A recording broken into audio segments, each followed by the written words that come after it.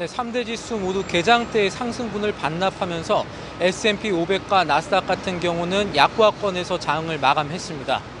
오늘 하락세를 이끈 것은 기술주 섹터였습니다. 7월까지의 실적을 결산해서 오는 24일 분기 실적을 내놓는 엔비디아가 미리 실적 예상을 내놨는데 기존의 매출 가이던스였던 81억 달러에 크게 못 미치는 67억 달러를 기록할 것이라고 전망을 했습니다.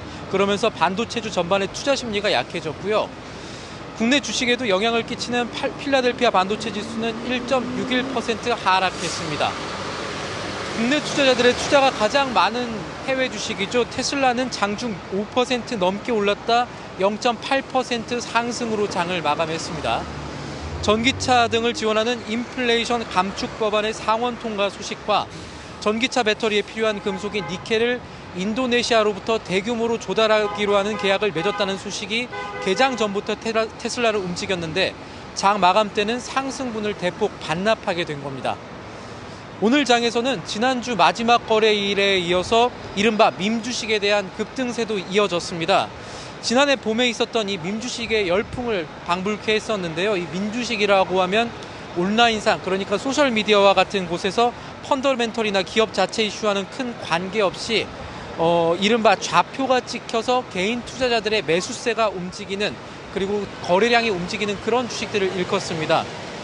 지난달 말부터 이번 주 초까지 AMTD라는 이 소형 주식의 IPO 이후에 기록적인 급등을 한 뒤 개인 투자자들이 기존의 밈 주식으로 이제 눈을 돌려서 투자하는 현상이 다시 이어진 건데요. 베드베스앤드비욘드 티커 종목명 BBBY 같은 경우는 오늘 하루에만 주가가 39% 올랐고 게임스톱과 함께 또 제 뒤로 보이는 멀티플렉스 체인이죠.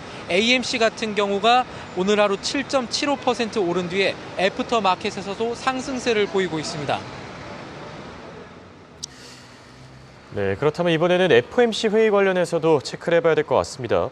지난주 미국의 고용 보고서가 상당히 긍정적으로 발표되면서 지금 빅스텝이 아니라 자이언트 스텝에 나설 것이다. 이런 의견들이 나오고 있다고 하죠. 월가 반응이 어떻습니까? 말씀대로 시장이 그동안 놀랄 만큼 높았던 고용 지표, 비노목 고용을 위시해서 어떤 이 고용 지표상의 견조한 데이터들과 함께 따라온 그 임금 상승률과 같은 것들은 연준이 보다 더 매파적인 통화 정책 결정을 내릴 수 있는 근거 또는 요인이 될 겁니다. 실제 연방 기금금리 선물 시장 데이터를 기반으로 움직이는 패드워치에 따르면요, 지금 시장은 연준이 또다시 기준금리 75bp 인상을 단행할 확률을 67.5%로 봅니다. 한 주만 해도 이 30% 아래였던 9월 기준 금리 75bp 인상 확률이 점점 대세처럼 보이기 시작하고 있는 겁니다. 뱅크 오브 아메리카는 연준이 올해 말 기준금리를 3.5%에서 3.75%까지 올릴 수 있다, 이렇게 예상을 했습니다. 이것은 기존의 예상과 비교하면 25bp 더 올린 거가 되는 겁니다. 시티그룹 같은 경우에서 또다시 100bp라는 숫자를 내놓기도 했는데 정확히 살펴보면 다가오는 9월 FOMC에서 75bp 인상을 기본 시나리오로 가져가기는 하겠지만 근원 소비자 물가 지수 데이터에 따라서 100bp 인상을 한다고 해도, 그러니까 근원 소비자 물가 상승률이 예상보다 높게 나온다면 100bp 인상이 된다 해도 그리 놀라지는 않을 것, 이런 내용의 메모를 오늘 발간을 했습니다. 현지 시간 수요일에 나올 이 소비자 물가지수 CPI 데이터가 연준의 금리 경로를 짐작하는 데 그만큼 중요하다는 건데요.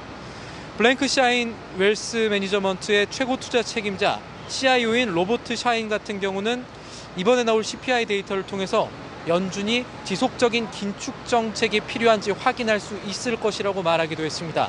지금까지 뉴욕에서 한국경제TV 신인규입니다.